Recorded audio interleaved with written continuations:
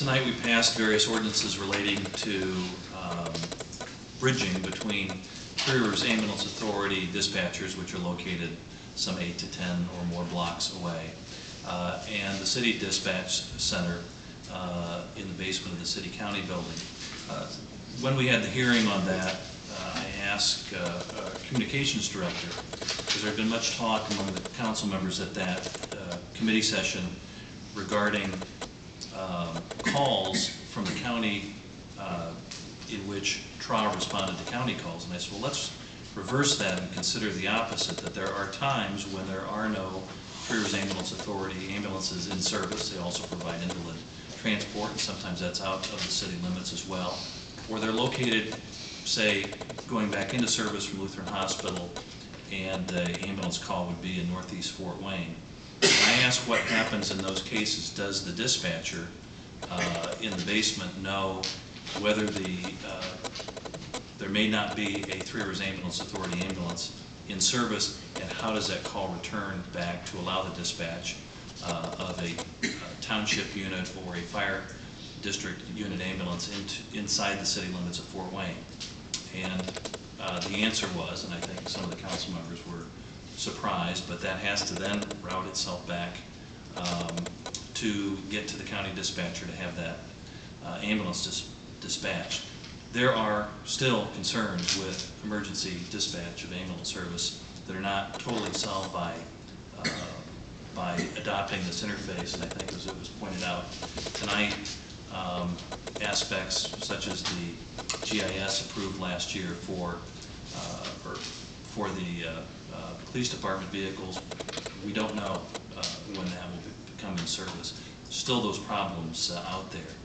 I want to concur with the City Councilwoman Brown regarding the appointments. In our own code regarding the City Council, it provides for members of the City Council to look at appointments, look at the attendance records of council appointments to various boards, and I think we, as a council, should adhere to our own code and more vigorously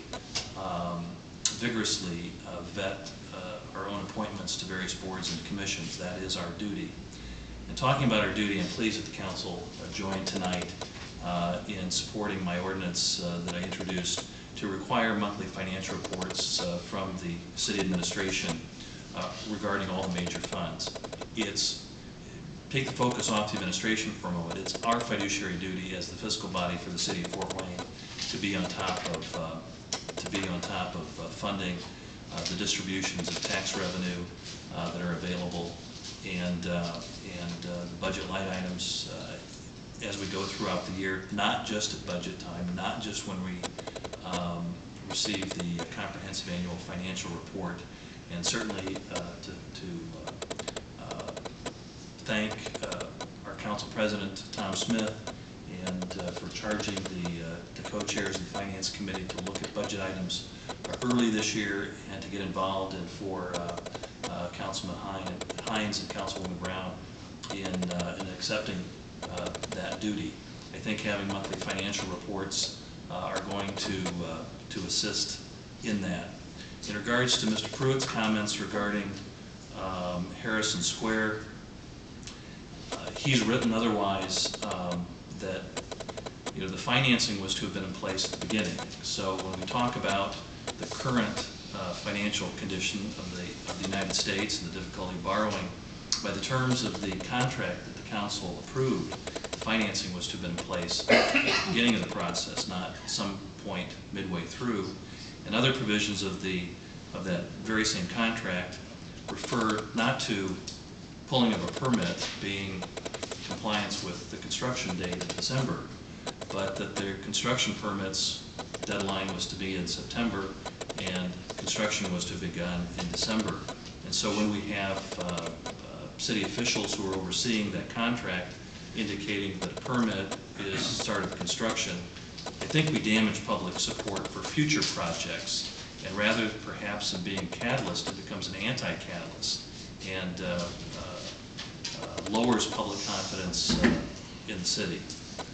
Finally, on this weekend is the sled hockey tournament at McMillan Ice Arena on Friday night, I think shortly after Councilman Didier sings the national anthem at the Comets game. There's going to be a demonstration of sled hockey out at the Memorial Coliseum.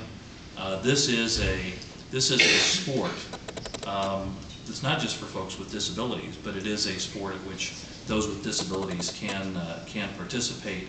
And a big thank you to our park department, who have several individuals who've worked with some key community volunteers to make sled hockey a reality in our community. These are good athletes and good young men and women who are participating in the sled hockey tournament that's drawing teams from around the Midwest this weekend. And I would urge folks to attend, and also to note that as we move forward with new ice in this community, that I would hope that that as we develop that there are provisions made to accommodate the sled hockey participants in the design of the new structure.